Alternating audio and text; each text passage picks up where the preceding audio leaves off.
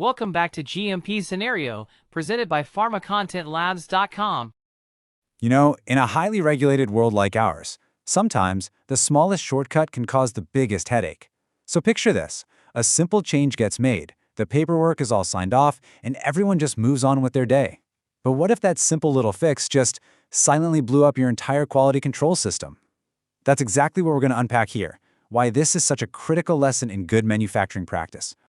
Okay, so let's set the scene. Imagine you're in quality assurance, and you're reviewing a change record, a piece of equipment, right? Its settings got tweaked a little bit and the change was implemented. On the surface, everything looks totally fine, just a routine open and shut case. And hey, when you look at the to-do list, it looks perfect.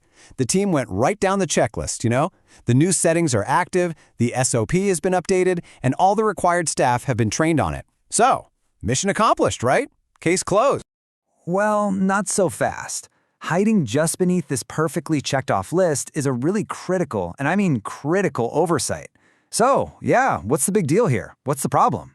And this is where it all comes together. You've got these two completely different viewpoints clashing.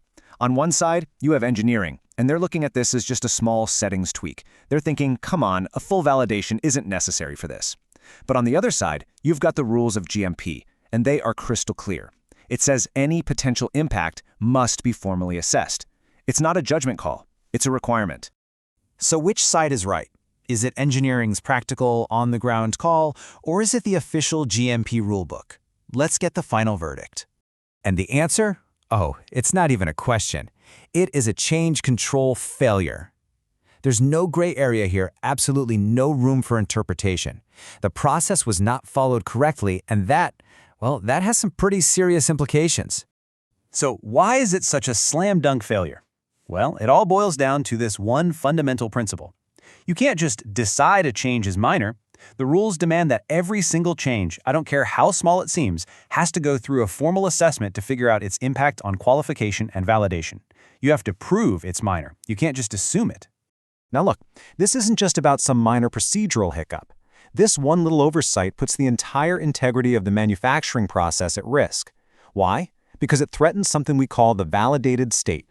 So what in the world is the validated state? Think of it like this. It's your scientific guarantee for your whole process. It's all the documents, all the data that proves without a shadow of a doubt that your system is under control and can consistently pump out a quality product.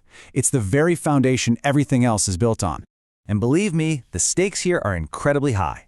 The second you skip that validation assessment, it's like pulling a block from the bottom of a Jenga tower. You instantly lose your documented proof of process control. You can no longer scientifically defend your product's consistency, and honestly, you're basically walking into a guaranteed failure during your next regulatory inspection. Just imagine an inspector walks in. They're looking through your logbook, they see a change, and one of the very first things they're going to ask is this: show me the validation linkage for this change. If you don't have a good answer, you're already in deep trouble. Okay, so we've seen the problem and we know the stakes are high. So how do you make sure this never, ever happens to you? The solution is to have a disciplined validation process for every single change. Let's walk through what that checklist actually looks like. The right way to do this really breaks down into 4 clear steps. Step 1, you've got to classify the change. Ask yourself, could this thing impact critical process parameters, like temperature or pressure, or the critical quality attributes of the final product? Step 2, then you do a risk assessment. Based on that classification, you figure out what, if anything, needs to be retested. Step 3 is pretty straightforward. You actually do the work, run the necessary qualification or revalidation tests. And finally, the all-important Step 4. You document everything, all the test evidence, all the approvals, and the formal decision to release the equipment back into service. And let me be clear, that documentation part, it is absolutely non-negotiable.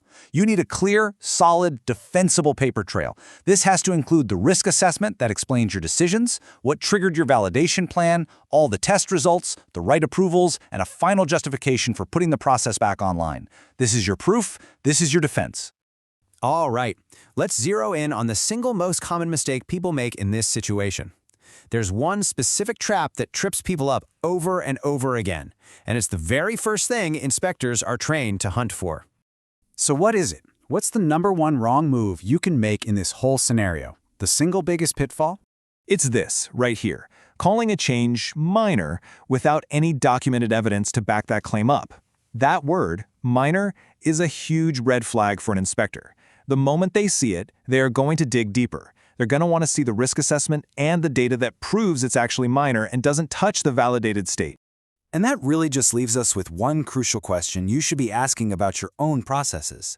Is your change control system truly inspector-proof? Think about it.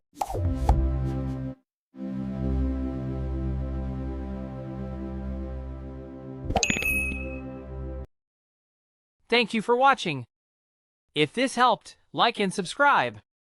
More GMP scenarios coming.